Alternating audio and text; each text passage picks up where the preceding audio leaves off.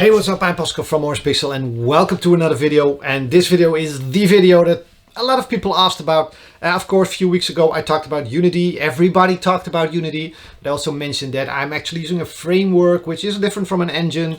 And I got a lot of questions and had been getting these questions for a longer time about the framework. So today I'm trying to keep it on a level that it's not too technical, but still explains a lot of stuff for those that are technical. And hopefully it's for everybody a little bit of insight in how these things work. So this is going to be a big one. Let's dive in. All right.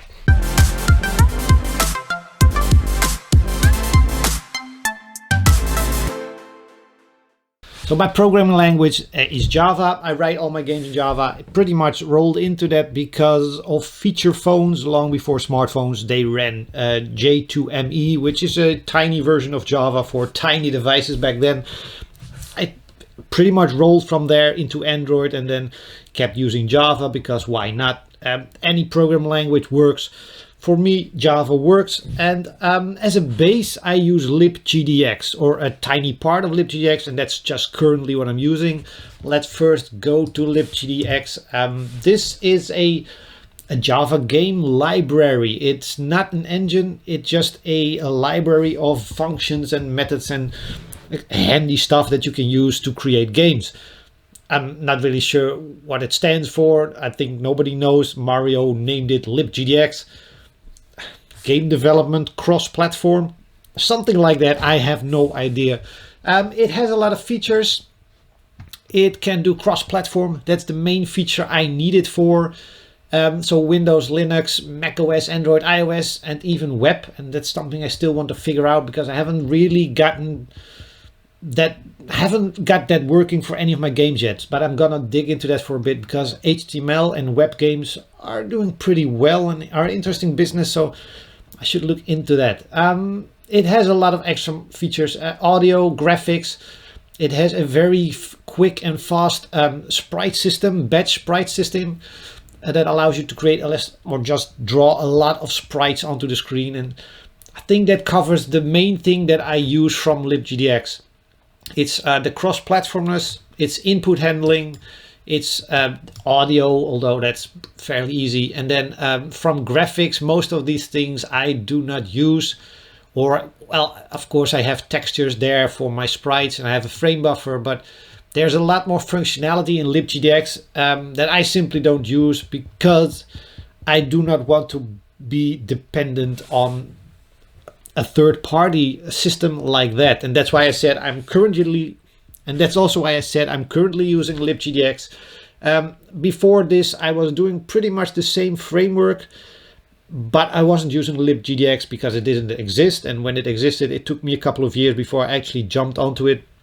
And also my framework right now for the Switch version, Xbox and PlayStation, we convert all my code to monogame, which is C#, and my framework is pretty much, I think it's pretty much very much comparable to the Java version, except that the underlying layer, LibGDX, is replaced with more monogame-like solutions for the sprite rendering, input handling, audio, all that. This also made it fairly easy to port my games to monogame because LibGDX didn't have to be ported. I'm not using a lot of that, so it's not like we have a LibGDX in monogame or anything. We just have a couple of things that I need for my framework to operate. And that's pretty much why I'm using a framework and not a game engine, and why I try to avoid using third-party solutions or tools or code, because I want to know what's going on in my code and I want to be able to move it to anything else if that's needed in the future. Of course, if you're a hobbyist, tinker with it and just do whatever you want. But for me, it's also a business. I need to make sure that my games are still running next year or 5 years later, or that I still know what's going on and can fix stuff 10 years later. So yeah, it's always, for me, it's been always important to actually make sure that I know what's happening in my code and not depend on other people to solve the issues I might run into. So LibGDX I use like, I don't know, maybe 2% of whatever file input, output. I do some saving for data and stuff, but I usually come up with my own version or the Java version, not really depend on what they all created. Networking, I don't have that in my games. 3D APIs, I don't use them at all. They have a lot of scene graph APIs and stuff and particle systems, but I prefer to write all that myself. I do use their font system. That's, yeah, but like the monograin version just simply replaces my calls to render text with a version that's appropriate. So even then, if I use something from LibGDX, I usually have my own layer in between just to make sure that that code can easily be changed. And you don't have to change the game or all the render text calls in the whole source code. If you're porting the game, it's just changing that render text part of it. And all right, end of chapter LibGDX. I use it. Check it out if you like Java or want to learn some stuff. And there's a lot of there, and there's a lot of support on the Discord, and it's a pretty cool tool. I just don't use a lot of it, just a little bit. Now let's dive into the source code. This is, I'm just closing everything for a minute. This is Heroes of Loot, the game I'm currently working on, Gauntlet of Power. Let's close all that down and let's see where the base of my framework is. And that's in pretty much Arcade Canvas. This framework I've started developing this framework like 2004, I guess, and I've just been changing it, modifying, updating it ever since. And with every couple of new games, there will be some changes made, and sometimes those changes are interesting or important enough to also push them down to older games. But all these games will eventually have a better and newer version if things needed upgrading. And Arcade Canvas, not sure why it's called that. I think I had to name it Canvas back in the day of feature phones, or that was just the most common term, or it was a class from Java itself maybe. And I just added arcade in front of it because I wanted fast games on there, and it stuck with me and the framework, and I haven't really renamed it. There's a lot of stuff here.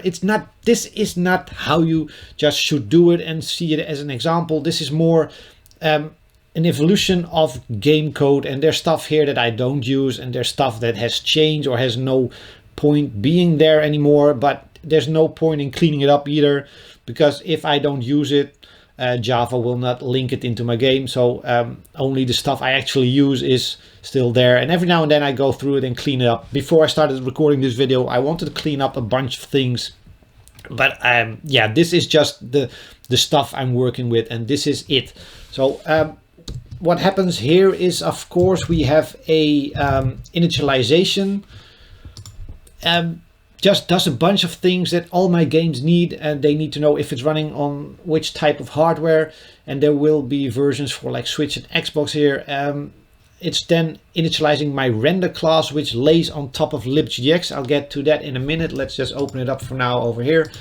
And then I set up just everything that's required, and as you can see here and there's some GDX stuff happening, but mostly if I have code, it's always between my game code and LibGDX. So if I ever need to replace LibGDX, I can quickly do that by just updating my little framework layer in between, and link it to the new way of how it works, so that all my game code will actually still exist, and it will just still keep running pretty much. Resize, blah blah. This is all just stuff to set up the screen, and this is fairly standard stuff for LibGDX as well.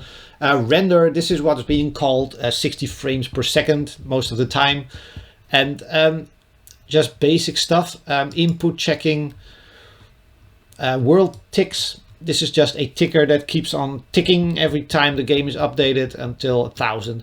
Every now and then I just use stuff like if world ticks every 100 ticks, I want to do this or that, and well, with the right accolade, and that's pretty much why there's a world ticker. And I actually have one in the world class as well, so this one I'm not even sure if I still use it, but that's some of the leftover code, and every now and then I should clean it up.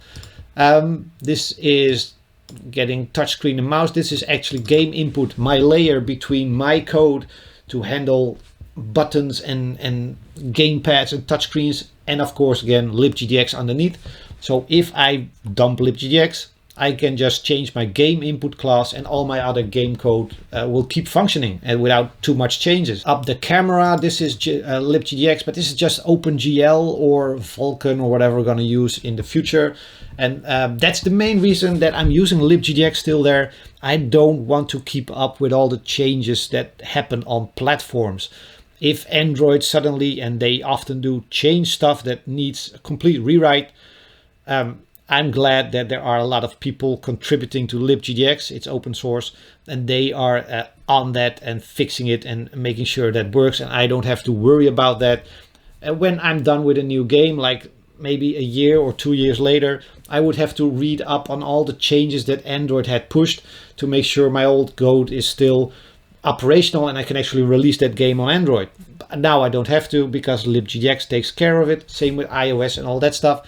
So that's why I'm still using LibGDX. It's not like it's doing a lot of magic for me, but it's just being maintained and upkeep for all the changes that are required for the platforms. All right, back to this. I have a game loop and a logic loop. Game loop is pretty much the game itself. Logic loop is pretty much everything else. All the interfaces, different screens, loading screen, pause screen, all that stuff is in logic loop, and the rest helps in game loop. And then we add some light buffers and stuff and just do more of the rendering until we end or come at the end of it, and then we repeat everything and do it again. Everything else in Arcade Canvas is not really that interesting. As you can see, it's pretty small class, but we actually for every game create an extension for it, which is called My Canvas, and this is where all my games live. So all the difference and the changes for my games are done in My Canvas. Here we have all the logic stuff, so init map, gamepad setup, controller settings, dialogue. That's all the logic loop, and then we have the game loop itself. And it's just a lot of setting up stuff and things. And that's pretty much what my game code is. And every game I have, let me see, this is Gauntlet of Power. We have, this is actually SWAT. Then we have Gauntlet of Power over here. And this has the same setup. We have this My Canvas again. It has different or less logic loop stuff. It does almost the same type of things, but different because it's a different game. But this way I can quickly find stuff. If I need to change something in the game loop, I can go to the game loop in this one, and I can go to the game loop in this game as well. And that's pretty much how my framework allows me to still be able to update and change games that are 5 or 10 years old. They still have the same methods and classes and functions and things. I can still find my way around it without having documentation, because I'm still using those same functions and methods and objects and things. So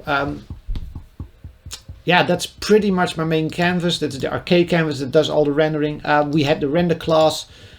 This pretty much just sets up my camera, and that's pretty much handled by LibGDX. They have great classes for everything, and I can just use those. Then we have a sprite batch rendering. This is a thing, especially when I started using LibGDX, what I needed the most. My own code was very slow. It wasn't using OpenGL back then in those days, but that became more and more used on Android, so I had to just move over to it. This pretty much allows me to dump all the sprites in a single big texture. And because they are all in one texture, you can render a lot of them on screen without changing texture and just pumping it into the graphic card. I'm just trying to explain it so that people who are not technical understand. You're pretty much rendering all the images at once and then dump it onto the graphic card, and they will process it, and then that saves a lot of time. Of course, it only works if you have all the images in one texture. If you have to switch to another texture, there's a little bit of time there. It's like milliseconds or micro milliseconds, if that's a thing. But in games, you need all the speed. Fun thing here is that at some point, LibGDX wasn't really getting good updates for iOS because, again, RoboVM was in between. That's another party, and they stopped existing, but other people picked it up. But at that point, I was kind of sweating. I was just using LibGDX, and now I had no way to release on iOS. So I actually rewrote LibGDX sprite batch for Object-C, which is used in iOS. So I have an actual version of this in Object-C. I could write my games still in Object-C. My whole framework is available in Object-C because at some point I did all that porting myself. And just having that sprite batch rewritten allows me to release games on iOS even if libgdx suddenly stops. So that's a good thing. But for now it's still working and operating and being updated. So a lot of draw maps, draw bitmaps. This is just me rendering a bunch of sprites. Bitmap is old term I used like 15 years ago, and it's stuck in my framework. The render class is a layer between my game code wanting to render something on the screen and libgdx underneath that handles all that stuff. And the render layer, my framework, if I remove libgdx, I've mentioned this a couple of times in this video now, if I remove libgdx at the bottom, my render layer can be rewritten to work with something completely different. And my game on top of that wouldn't even notice that as long as my render layer was just changed. So I just have to change my render layer, my arcade canvas, and I'm good to go with any other library. And that's why I'm using a framework like this, and why I don't want to get dependent on a single tool or engine or whatever. And pretty much, yeah, of course we also have audio. We have, for all the different parts in my game, there is a little thing in the framework that sits between my game code and whatever I'm using underneath. This is playing all the sound effects, and obviously I'm in Regulator City. It has a lot more sound effects. Let's go to Heroes of Loot. A few much lesser, a few less sound effects there. And yeah, loading in sound effects, playing sound effects. It doesn't really do much. It could probably do a lot more, but I don't need that. I'm very simple with sounds. I just want them, play them with a little pitch, so that one sound effect can be pitched a little bit and then it sounds like variation or different versions of it. Recommended to do that in all your games. Don't just play the sound. Always add a little pitch, because that just gives more variation for the player as well. It also plays music, it stops music, it pauses music, it changes volume. That's pretty much all it does. This isn't the best example of the audio class, because like all these sound effects should actually be done in the game code and not in the audio code. But this is how I've been working for so long that this is just how it works. Do we have other stuff? Yeah, this is part of my framework. It has nothing to do with libgdx so much. It's just a class that allows me to do a bunch of things in the interface. Rendering a menu, handling the input. This class just allows me to quickly implement that in any of my games. I can render text on the screen, I can render progress bars and all that stuff. Let me just quickly show you example, because that works the best. Oh, volume down a little bit. So this is Gaunt of Power. Pretty much what you see here, this screen, this dialogue, these settings that I can point at them and then select them. Screen shakes, that it's a progress bar, or that you can do this. And then of course we have graphics, that you can do checkboxes. That's all handled by my GUI class, which is just interface stuff for all my games. I didn't want to rewrite this for every game I'm making. You can do it with keyboard, you can do it with a gamepad. I can change stuff, how it moves on screen and where it's positioned, so that there's a little variation per game.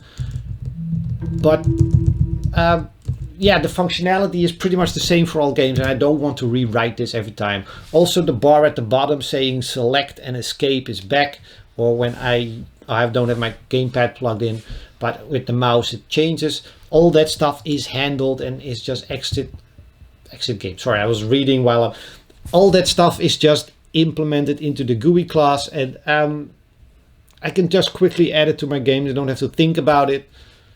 And same with this start, and then we have stuff like these arrows. It's all there, and every now and then I change it or update it or improve it and add more options and functionalities to it. Yeah, it goes with me with all the games. But yeah, it's part of the framework and I use it for all the games. It just travels with me to every new project I create. And that's another big thing of our framework. Which brings me to, let's see. We have audio. The fader is just a simple class that fades out screen. It's not really framework dependent because I rarely use it. Actually, you often rewrite it. Light is for handling all my light effect system stuff. Yeah, I have some videos on this and articles on the website. My lights are 2D sprites. So let me see if I can open up the light class for, oh, Residual. Sure, Residual has a cool one. Lights. This image contains all the lights that I use in Residual. By drawing these at different transparencies and different colors, you pretty much get the effects that you see in, for example, let me go to Residual.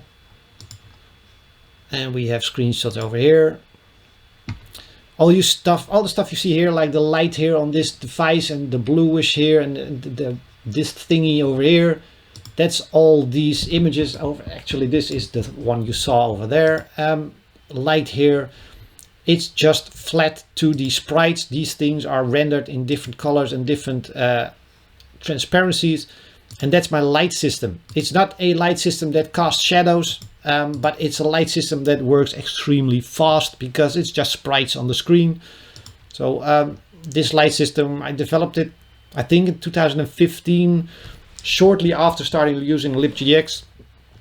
Used it for space grunts and it has evolved since then. I now also have volumetric lights. Obviously not real, but that rendered is a little bit different and then it looks a little bit different. I have extremely bright lights, flares are added, all that stuff. It's a part of the framework that's now used for all my games and again travels with me to every new project. Sprite is exactly what it says it is, except I needed a little bit more than LibGDX had, so I just, this is my own sprite class. Again, the option here.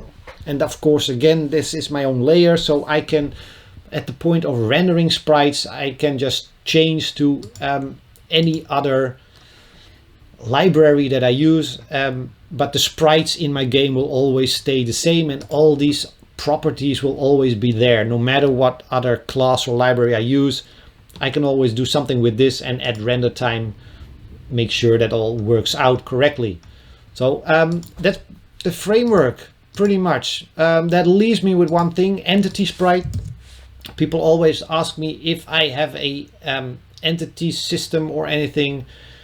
Yeah, this is it, but it's just an object that has a lot of commonly used functions and things that I need for almost every sprite or entity or object that I want to show on the screen. So animation is handled by all of this. Just little arrays that will actually, so arrays that will explain the amount of frames, how fast it should animate, if it should loop back and forth or cycle or stop at the end. All that stuff is done in this. It started with very simple stuff, but it again evolves and grows and becomes better over time, or worse, depends on how you look at it. Then there's just a bunch of things like movement. Bouncing was added just a few games ago because I needed stuff that just bounced in top-down view, and that took a little bit of extra work. So don't have to reinvent all that stuff for every game, and having the same type of code in all these games makes it just a lot easier to debug my games or also my older games, even after not looking at it for a while.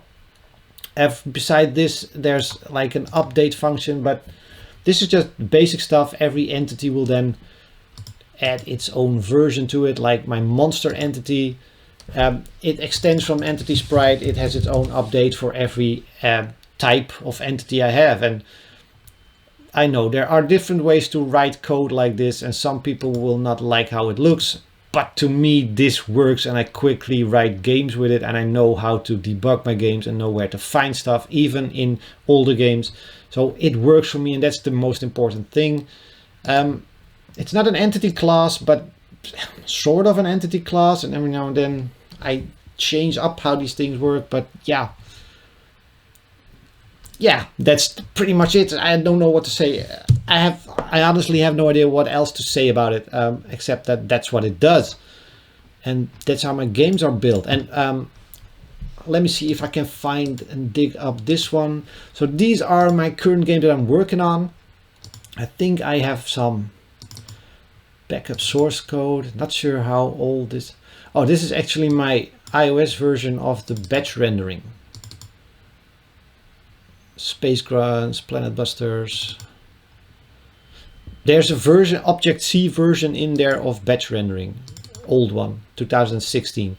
These are some old projects that never became anything. Jumpy 2 sounds pretty old. Let's see, Jumpy 2 is old. This is before I use LibGDX. Let's go into source folder. Was written on the Mac. That's probably why this weird folder is there. Yeah, thank you Mac or Apple. So we have game, I think, arcade canvas. Here it is. Can we open it up in this one? Probably can. This is, why is this showing up? Not sure. This is a very old version of my arcade canvas. Extends surface view, which I think it was the Android version before I used LibGDX, but you can still see a lot of stuff there. And I think we have a render or a game loop. We have a game loop class. So the game loop is there, the logic loop is there, the init is there. This one is like now almost 8 or 10 years old, but it still pretty much has the same things. If I need to find something, I can probably still debug this game. Even though I haven't touched it, I have no idea what it is. Jumpy 2. I don't think I ever released it.